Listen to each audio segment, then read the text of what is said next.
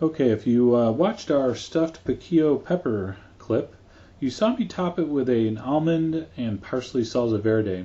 And I'd love to show you how to make this really versatile and simple sauce. And it only has a few ingredients, and it's very adaptable, as I'll explain later. But here we go. Here's the basic 4 ingredients. I have some roasted almonds. These are roasted and salted. Okay. I have some nice Spanish olive oil, 1 clove of garlic in my case, you use as much as you want, and Italian parsley. Okay, very important. Get the flat leaf, see, the flat, not the curly. Much more flavorful, and just I like it a lot better. By the way, here's a tip you may have seen in other clips. If you hold your knife at like a 45-degree angle, a sharp knife, by the way, and just kind of shave the leaves right off the stem of that parsley that's still all bunched up, that's a real easy way to get those leaves off without a lot of work. So I rinsed it, of course, shaked it out, and then chopped up those leaves.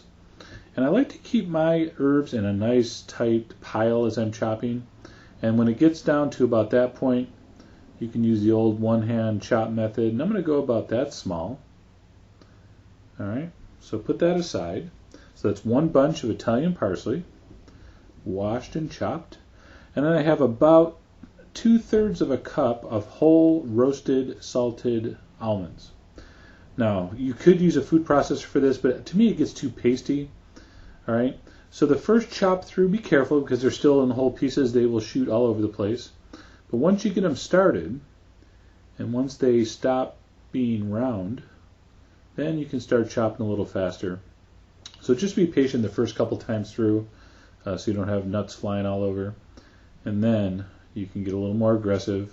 And I want to chop those fairly fine. All right, now what we're going to do is we're going to put the parsley and the almond together and then give it another chop to make it even more fine. See, what we really want to do is get this really pretty small. Okay, this is going to actually be a sauce or a paste. So I want it pretty small, and I find by chopping the parsley and the almond together, I just have more, more stuff to work with, and to me it's just easier to chop that way.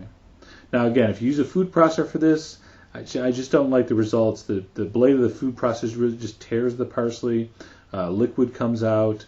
Again, you're going to make a paste out of the nuts, and you're just not going to get the same product. So it's really worth the extra time and effort here to use the knife and get a nice fine dice. And again, you go as fine as you want. I mean, you could actually keep chopping this down until it's almost a paste.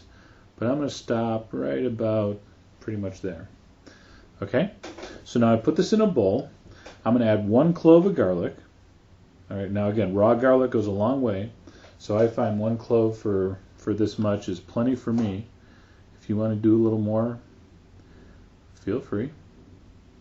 And then really the only other ingredient here, I'm going to put in about 1/3 of a cup of olive oil, and that is going to be one style. Okay, so that's more of a paste or a pesto style almost. Okay, now that would be used maybe to add into a pasta, to stuff a piece of meat with. If you add another addition of olive oil, I'm going to put another 1/3 of a cup in here, then you have more, I call it probably like a spread. Okay, and maybe that gets spread over a piece of fish that you're going to grill, or on some grilled vegetables. What I'm going to do is actually make it into more of a sauce. I'm going to call it a salsa verde. That's a very generic term, any kind of green sauce. I'm going to actually add another about 1/3 of a cup, 1/2 cup of olive oil. See, because for what I'm using this with, which is going to be the piquillo peppers, I want it to be in more of a sauce consistency. So there we go. There's my 3rd addition of oil. And again, you control the thickness here. It would have been fine just with that first amount of olive oil, but I really want something that's more of a loose, kind of a flowing sauce. So that is what I went with. And again, very versatile. Any green herb, almost, basil, spinach, arugula, almost any nut will work. Now, depending on what you're serving this with, you might want to add a few things here at the end. Lemon juice, very common if you're doing it with fish. Some sherry vinegar is great. Let's say that's on grilled chicken. There's a very common salsa verde served on grilled steak, which has anchovy in it. So again, this is what I showed you is just the base. It's the nuts, the fresh parsley, the olive oil, the garlic. And again, I used it really nicely salted roasted almonds, so I didn't need any additional salt or anchovy. But anyway, you take that base, and then you liven it up with whatever you want to add.